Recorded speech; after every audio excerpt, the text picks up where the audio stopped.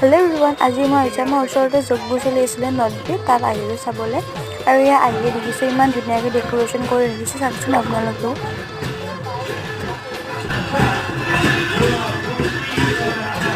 আৰু ইমান বেছি ভাল টাইমত আহি পাইছোঁ, মানে এইখিনি টাইমতে বঢ়িয়াকৈ আৰতিও দি আছিলে, আৰতিও পালোঁ আমি। ইয়াত ধূপ ধূনা ধুনীয়াকৈ জ্বলাই দি কিনে বাহিৰলৈ বুলি ওলাই আহিলোঁ। আৰু ইয়াত চাওকচোন ইমান ধুনীয়াকৈ ফটকাবিলাক মাৰিছে। তাৰপিছত গ'লোঁ আমি অকণমান মেলাখন চাবলৈ। আৰু এইটো বস্তু দেখিছেনে, মই ভিডিঅ'ত প্ৰায় দেখি থাকোঁ, আৰু ইয়াত পাই কিনে পূৰা চুইছোঁ।